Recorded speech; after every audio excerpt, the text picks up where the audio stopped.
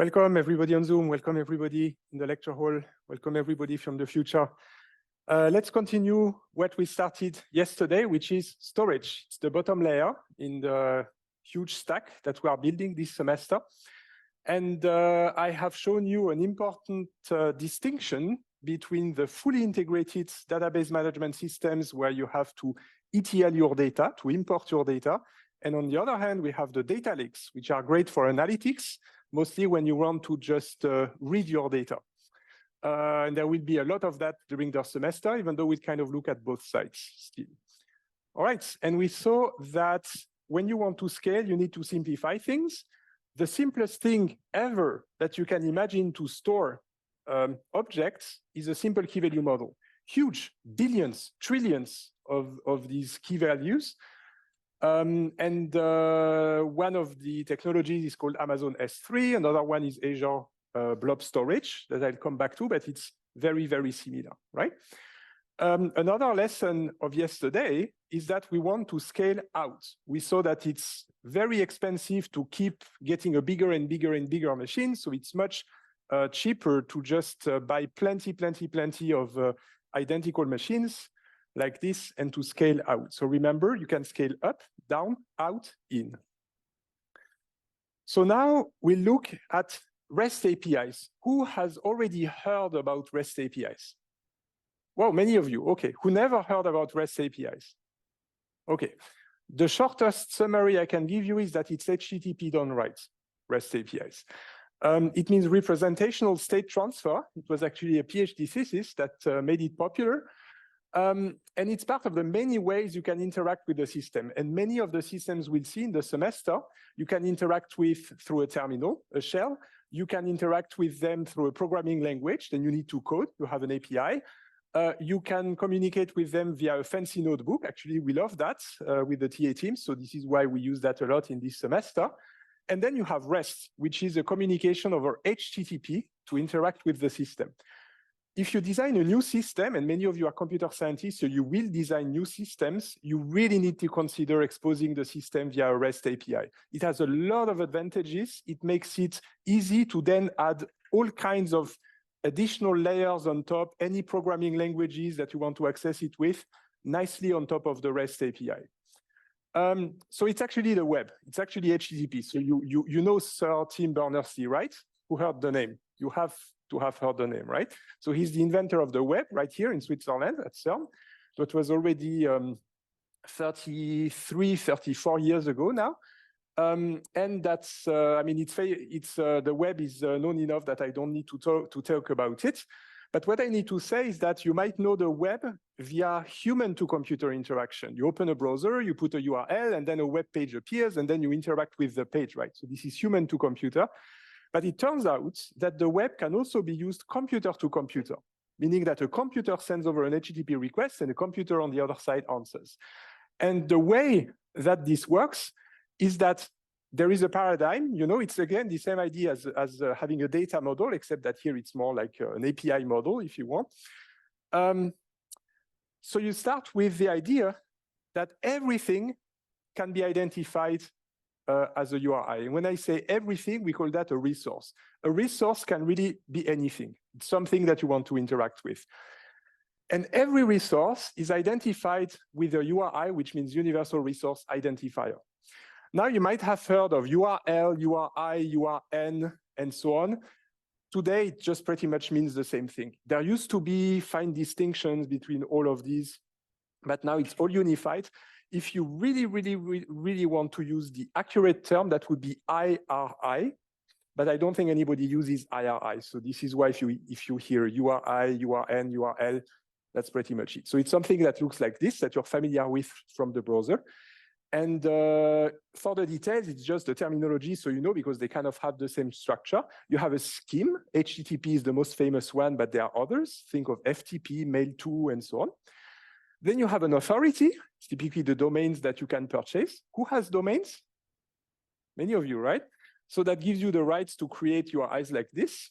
Then you have a path in there with slashes. Then you have this question mark that is a query. It's used in particular to interact with forms when you have JavaScript and forms on your page. And then this is a fragment, the sharp, that if you use it in the browser, it directly jumps to a specific section of the page, right? But forget about web pages and humans using that and think about a computer using that as some kind of interface. So a URI identifies a resource.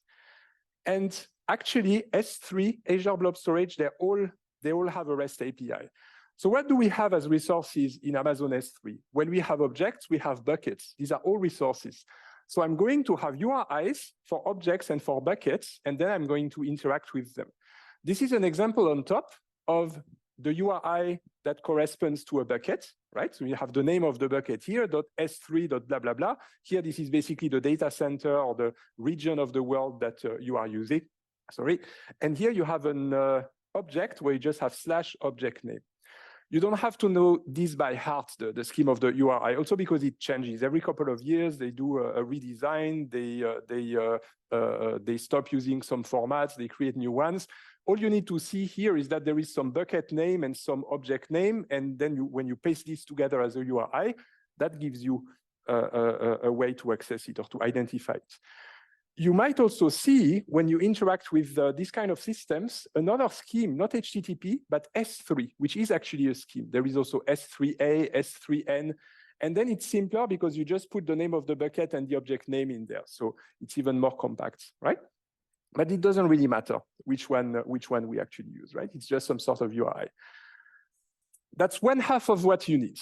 The URI identifies a resource. How do you interact with a resource? With something called a method. This is also part of HTTP. This is why I'm saying REST is HTTP done right, right?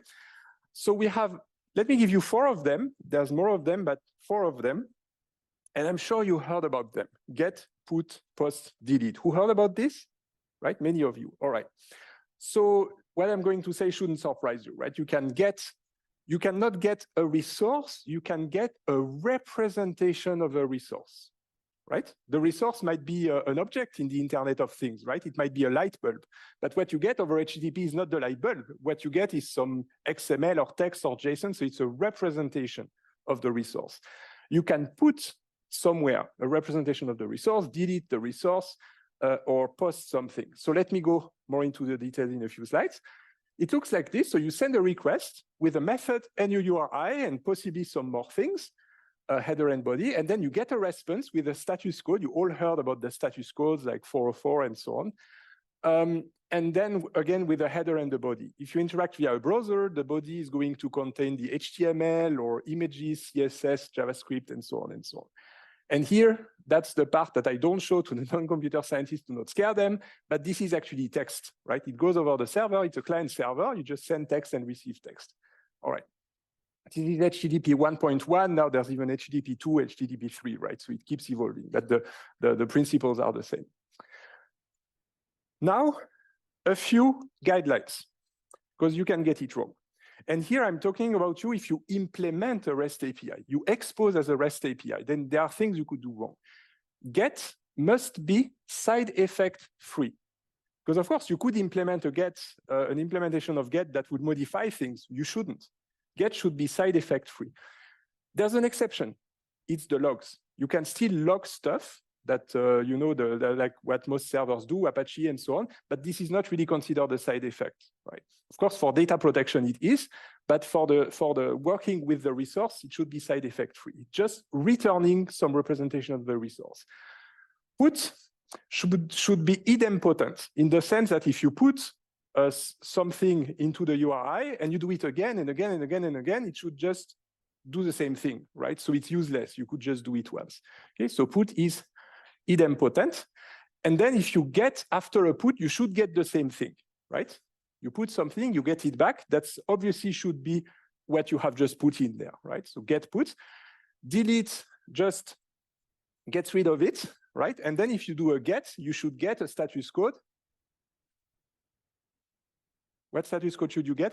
404 exactly. Yeah, after a delete, not found. And post is kind of all the rest. If you don't know if you should use get, put, delete, and nothing really works, just use post. In particular, post can be used to create a new resource, but you don't know its name yet. So you don't have any URI. Then you can just post a request to create a new resource, and you will get back the URI of the created resource, right? This is super powerful post. You really can put anything in there, right? So get, put, delete is pretty standard, and put, that's pretty much what you want.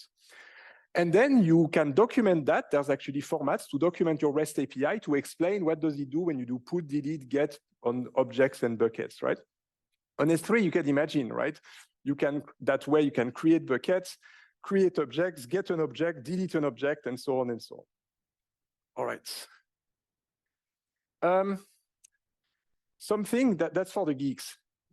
Did you know that there is a status code called 418? Do you know what it does? It basically reads, I'm a teacup. I'm a teapot. I'm a teapot. Because that was actually part of some April Fool's joke, right, written in an RFC, that there was this coffee pot control protocol similar to HTTP. And then you had a method just like get, put, delete, but the method was brew. So you would send the method brew, and then if it's not a coffee pot, you get a status code error 418, I'm a teapot, so I cannot brew coffee. Right? So you can see that they have quite some sense of humor. All right. So now, something else, and in fact, that was a question. Yes, we have a question over there. Let me give you the catch box. There you go. Try, I can maybe increase the volume if necessary. Go ahead. Can you hear me? Oh, perfect. So you mentioned before that when we use get, we're getting a representation of the object, but then you briefly also kind of added in there that when you put a representation of that object, but how do we know how the object is created when we put the representation in? This is basically part of the implementation. So basically, you have a system that you built. Maybe you built a new database that can store data and so on. And the idea is that you choose the REST API as a standard to expose what you do. How you implement the put and the get, it's up to you as the developer of the system. You should do it in a way that makes sense to the user, right? So if your user says put, and I don't know, maybe you have implemented a calendar or you have implemented a database, of course, they are going to be doing different things, right? So if you have a calendar, you would probably expect put to create a new event with some time and information, and when you say get, to get it back, right?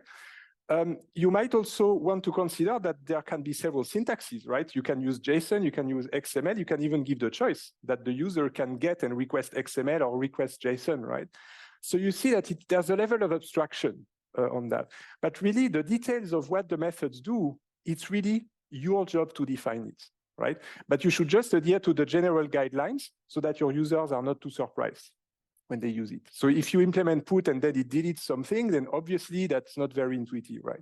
Did I answer your question? Yes, thank you. Yeah, awesome.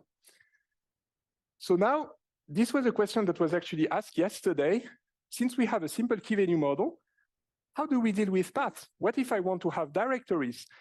Well, the answer is you can simulate them. And S3 kinds of simulates directories in the sense that you have slashes, but they don't actually exist. The slashes are just characters like anything else. This is only a logical view. Now, if you connect with the browser to S3, it will show you everything nicely as directories. It's all fake.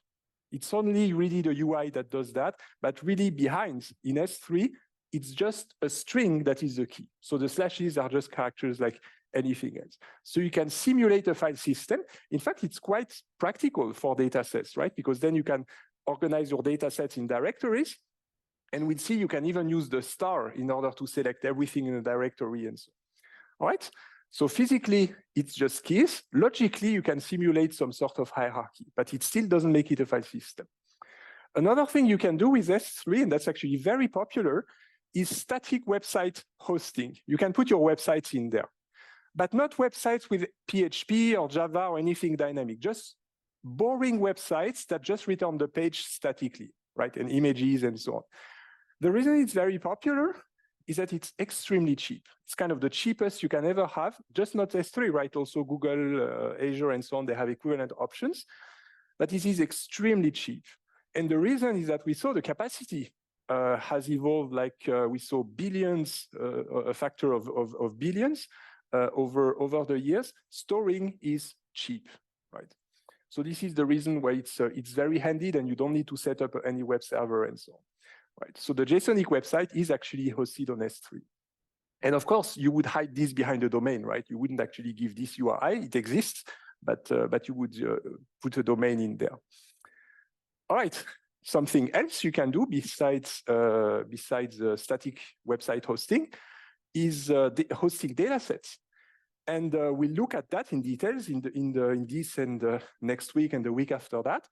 That typically a data set is not just a single big file, but we love to actually have plenty of files to distribute it over multiple files. So you might have like petabytes of data, and you see that here it's nicely organized with chunks of 500 megabytes, right? It's just make it easier to read for many reasons that we would see. It makes it also easier to upload, because if I ask you to upload 5 terabytes, a file of 5 terabytes to let's say S3, I'm pretty sure you're going to be scared that it just breaks because of some network issue and so on, because of the time it takes. So it's much easier to just split it into plenty of smaller files and just update them one by one. If one fails, you just try again, and that's it, right? 500 megabytes is just an example, can be pretty much anything. There is a name for these things, it's called shards, and these things, right? So, okay, but these are all objects for the purpose of S3. Every line here is an object. And the names, they don't mean anything. It's typically alphabetical letters. If you automatically split your data set, it will generate things like that. All right. Now, there are also ways to control the costs. And that's, again, with the service level agreements. There is the normal S3, and then there is people who just want a backup. They basically want to store a lot of data regularly, but they don't care that they can retrieve it in less than a second. They wouldn't mind waiting for a few hours. I mean, imagine you lost everything. You lost all your files. If they tell you you're going to get them back in 5 hours, you're probably going to be happy, right? And this service is called Glacier. I don't know how I'm French, so Glacier, but they probably have this American way of pronouncing Glacier, maybe. This is a way to pay even less, very, very low costs, but you need to wait a few hours to get. That's obviously not for hosting a static website, right? It's just really for backups. All right, and then you have the high availability, less availability if you don't mind being slightly slower, and so on. So you see it's a compromise between the cost and the latency, basically, because this is really the latency.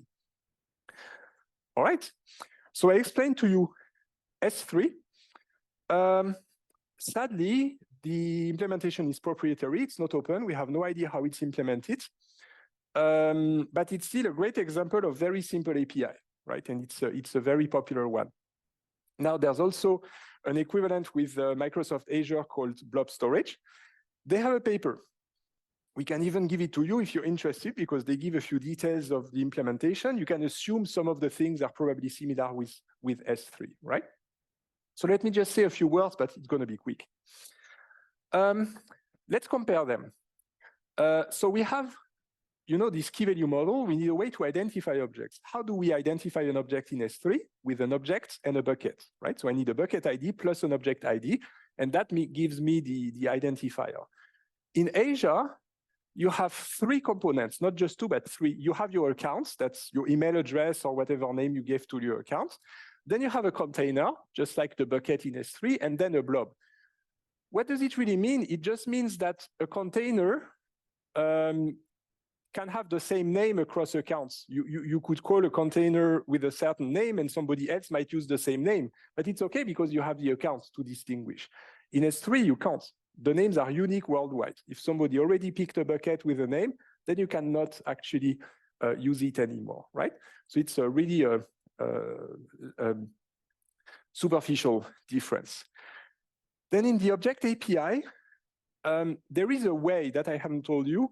If you really want to upload a single object of 5 terabytes, but you're scared that it's going to fail, you can still ask to do it in parts. So basically, you're going to upload part 1, part 2, part 3, and so on with the REST API of S3. And at the end, you have a way with a method to say, now paste it all together into a single object. I'm done, right? And then you have your object stored on S3. Azure goes even further and can expose some subparts of an object, either as blocks or as pages. So it has several options. So they offer block blobs, it's not easy to pronounce, block blobs, append blobs, and page blobs. Block blobs are kind of the equivalent of S3 and HDFS that we'll see next week. Append blobs is for logging. You just want to append, it's just for logging stuff, right? You have a system and you want to just write messages to debug, for example. Page blobs are for virtual machines, when you have the virtual memory that you want to address there with page blobs, right? So you see they are slightly, they have more features. And then the limit is also different because you can see it depends on the type of blobs, 8 terabytes for page blobs, 195 gigabytes for append blobs, for logs. And you see the block blobs go all the way to 190.7 terabytes, right? So they really managed to break the one node barrier, basically, because this is larger than what fits on a machine, or at least what fits on a machine with a single hard drive. All right, so this is the idea, but really there is not so much new here. We're just saying it's very similar. Yes, we have a question. You mentioned that S3 does not have account in the name. It's just bucket plus object in S3. I didn't hear well because of all the background. In S3, it's just bucket plus object. Yes, it is. So yes. if I am a user, every time I have to come up with a new bucket, I have to come up like with a unique username. Yes, and worldwide. Yeah, have they not run into an issue because of this? Like, yes, this seems very problematic. Yes, they are. This is why they limit to 100 buckets per person. So the limit to 100 buckets is because of that, because you don't want to abuse that. And there is another reason, there is another thing that you need to be aware of, is that if you want to host your S3 bucket as a website, you should, in order for it to be easy, you should give the name of your domain. So if you buy example.com, then you should call your bucket example.com. The problem is that anybody on earth can call their bucket example.com, even if they don't own the domain, right? And so I think that then they have a special escalation procedure that you can actually say, oh, somebody else created a bucket with my domain name, and then they can forcibly transfer it to you. I mean, there are ways. But to answer your questions, yes, there are issues because of this. Maybe this is why also on Azure they have the accounts in addition. Yeah. Do you have another question? I think I saw another hand on the chat. Yes, it was on Zoom. So the question is, why do append blobs only have gigabyte size, but the other types of blobs can have terabyte size data? I don't actually know much about the limits. I didn't really use append blobs a lot. It probably has to do with the size. Inside, you basically have this, I'll call them subparts. We'll see there's a lot of names to call this. But the size of the subparts that your object is made of can have variable sizes. And the size that you will select for these subparts depends on your use case. What do you want to do with this? And the fact that here you're logging versus storing images or videos versus using virtual memory for a machine, that changes your requirements in terms of latency and in terms of the time that it takes to get and put an object. So this is the driver. In the case of a log, it's just my intuition. I'm not sure it's that, but this is my intuition. A log is just text. You just keep adding lines of text, lines of text, lines of text. So the increments are quite small every time you add a few lines, right? So you want to design the append blobs in a way that they are efficient for when you append just a few lines at a time. The block blobs, which are closer to S3, they are different because you might need to upload whole images or whole portions of videos and so on, which is much larger, right? So this is why they have larger subparts in there. So the subparts are called blocks in the case of block blobs, right?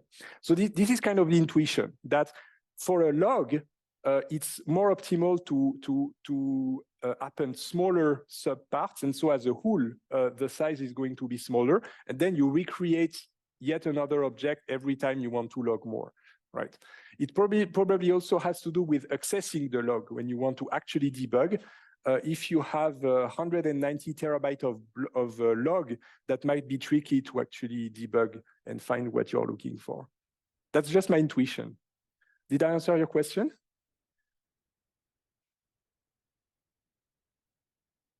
Yeah, awesome, perfect.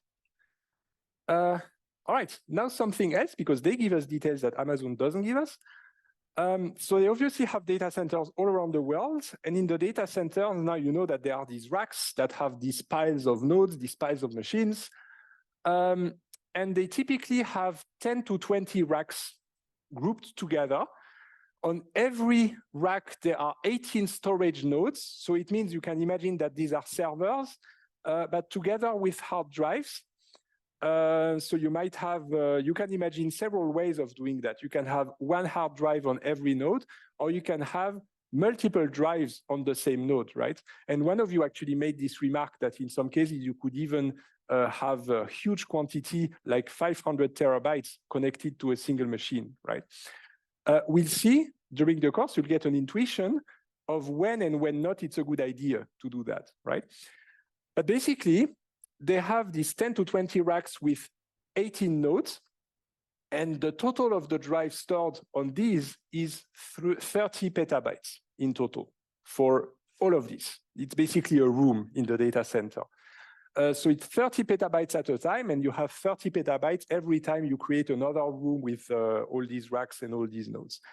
Now there is the general rule of thumb to try to not go beyond 80% of capacity. If you have 90% of it filled, it's probably a good idea to move it over to another data center and get back below 80%.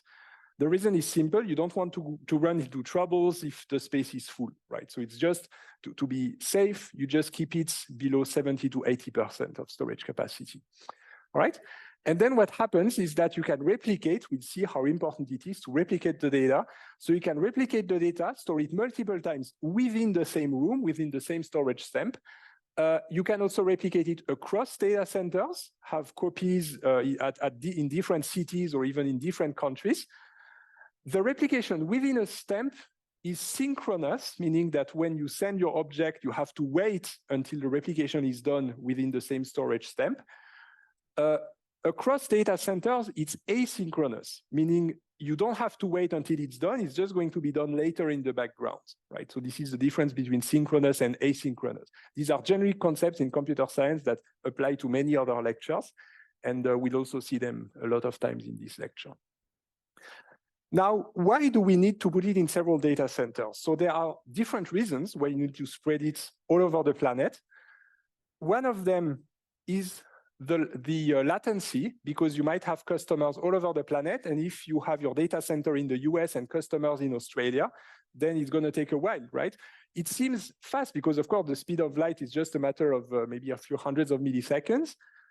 But if you repeatedly load things, that actually starts to get you into trouble, to have too high latency.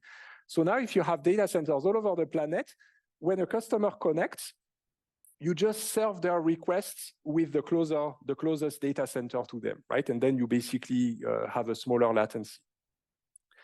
And just so you know, it's not the speed of light, right? Because the internet protocol, if you send a request, can go all over the place. It's not going to be just a straight line with the speed of light. So that you can forget. This is why actually for some applications, people use radio antenna when they want to directly communicate in a straight line, right? I think in finance they do this. We Yes? have a question. Did I understand this correctly, that the 70–80% high watermark is for Microsoft, the operator of the infrastructure, and not for the customer? Yes, sorry, it's not high quality, the microphone. Yes, indeed, this is for internal purposes, for storing in the storage stamp. The customer doesn't see that. We only know because they told us in their paper, but the customer doesn't care about that. This is not something that you need to worry about.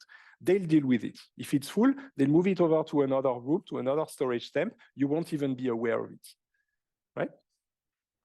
Okay. Okay, so reason one, latency. Reason two is resilience to natural catastrophes, and they happen. And there have been a few examples. A few years ago, there was, for example, a fire in a data center in eastern France. And it turns out that companies had their data there and they didn't have any backup. So you can imagine the damage that it actually caused from a business perspective. It's really, really, really bad if you don't think about these things, right? So you should really, as a provider of cloud storage, make sure that you replicate across different regions in the globe to make sure that if there's a fire, if there's an earthquake, that you don't lose the data. It's already horrible when there is an earthquake or a tsunami, and on top of that, if you lose data that can be critical, that just makes things even worse. All right. So this is the part on cloud storage. Yes, we have another question over there. Is it the customer's responsibility to store the data in different regions, or is it done by the provider? I didn't, sorry, the quality So of the is it the microphone? customer's responsibility to copy the data between regions, or is it the provider's responsibility? Okay, got it. So it's not the customer, it's the provider. It's basically Azure that has to do it, just like Amazon S3 has to do it, Google Cloud has to do it. You as a customer don't have to worry. That's why it's a service, right? You put your objects and then they give you this 99.9999999% durability guarantee. You only lose every year 1 in 100 billion objects. If this is not enough, then you can replicate. But if this is enough, then you don't need to worry about it, right? You also have a question? No, right besides you. Yeah. I just remember like playing around a little bit with Microsoft Azure, and I think it was probably not the blob storage, but in some cases you could choose like which data centers you wanted to replicate to. Yes, this is true. So some of the data centers might give you a choice about the main data center. They still have to replicate. There is, in fact, a reason for this. It's the legal implications of data protections. For example, in Switzerland, the Swiss banks cannot just store the data anywhere on the planet, right? And the same goes, you probably heard of GDPR and all the discussions between, for example, the United States and the European Union. It's a very tricky thing. And there are indeed these legal requirements that a company might be obligated to store their data in a certain place, and that restricts what they can do. And this is the reason why the providers actually give them a choice on what to do and give you this flexibility. Yes? Is there another question? I think I saw a raised hand. Is there somebody else? Yes, over there. Yeah. Like independent by the size. I mean, are there bigger probability for bigger files or no? So here, it's about the I'm just repeating so that the others know your question. It's about the durability percentage, whether it depends on the object size. Physically, yes. Physically, the actual probability of losing an object depends on the size, right? Because the bigger the objects, the more the risks, the higher the risks that some bit gets corrupted. Now you have to distinguish the actual physical probability from the legal guarantee that you make to your customers, right? When you draft the legal contract. And so in the contract, I think it's formulated as a number of objects, right? But this is just a legal layer on top of the actual physical probability, which you cannot calculate exactly, right? Okay. We have a question in Zoom. Yes. Doesn't this mean that in the overall data domain, there are so many duplicates? And this is referring to the provider's responsibility to replicate on many regions. Yes, you can have many duplicates, and yes, it's the provider's responsibility to do this. In some systems, they can also give you some control of the number of replicas that you want. 3 is a popular number. In fact, today, it's very cheap to replicate. It's really not the problem. You can replicate even 10 times, 20 times. It doesn't really matter anymore because the cost of storing things is not what costs the money. What costs the money is to transfer, to read, to transfer, to process the data. So this is the actual cost. So we can really replicate all we want. That's really not the limitation factor. The data protection is geographically, but not the cost. Did that address your question? Yes? All right. Okay, let's move over a little bit then. This is cloud storage. Think of it as storing logs, images, videos, web pages, data sets, and so on and so on. Now, is this a database system? Not really, and that's kind of why. Because the latency on S3 or Azure Blob Storage or Google Cloud Storage, it's going to be in the hundreds of milliseconds. That's actually considered a lot for database people, because if you actually use a relational database management system, you're going to have a one-digit number of milliseconds. So it's like a difference of 100. So it's quite obvious, right? Because we have these huge 5 terabyte objects, so you know it's complex to actually implement. So is there an equivalence of cloud storage with the key value model that have less latency? And the answer is yes. So we have something, it's called key value stores. Do not confuse with key value model, which is the math. Key value store is really the name of a family of technologies. It's very similar to object storage because it has the key value model as well, but there is a big difference. And what we have is 400 kilobytes objects maximum. That's the maximum size of the value in a key value store. So 400 kilobytes is for Dynamo. It's Amazon Dynamo, and it's going to be similar for a lot of other key value stores. And in exchange for that, you kind of implement that, getting a much lower latency. It's kind of obvious that you're not going to store movies and images in there, right? That's not what it's for. In fact, the first use case I think was for your shopping carts and also for tweets. You know, that kind of very small things. So this is what you would use a key value store for. That was a buzzword. I don't know if it was 15 years ago or something. Everybody wanted a key value store. Even if they didn't actually need a key value store, they would still want a key value store. It's like the blockchain today. Everybody wants a blockchain. What they actually need is a relational database management system, right? But key value stores fulfill a use case, and it has to do with the CAP theorem that I told you, that you don't care about consistency. Typically, it's okay if you have inconsistency between what's the nodes return. And in fact, you probably notice if you use Twitter or LinkedIn, you see it a bit more, that you might post a comment and then you refresh the page and you don't see it yet. It might take a few seconds or a few minutes to actually see it. This is because it's not consistent. It's eventual consistency. Right? It takes a while until it converges. All right. And in cloud storage, you might have metadata around your objects, but not in key value stores. It's too small, basically, for 100 kilobytes. Apart from that, same model, key value model, exactly the same one. So obviously, since it's a key value model, the interface shouldn't surprise you. It's basically get, put, delete, right? In fact, it's similar to HTTP. Again, you could use HTTP get, put, delete to implement this, or it can be methods or functions in a host language. But this is how it works. You can get the value associated with a key, or you can put a value in association with a key into the key value store. And of course, if you say put and then get, you should eventually get the value back. Eventually, because again, it might take a few seconds or minutes until you really get something that has stabilized. All right. So this is the API. In fact, there is something more, and it's a black box. So you will see next week what this actually is. When you get a key, you don't only get the value, you also get some context that you can think of as a black box. And you have to feed back that black box into puts the next time you want to update the key, right? It's just a black box, and I'll get back to this later.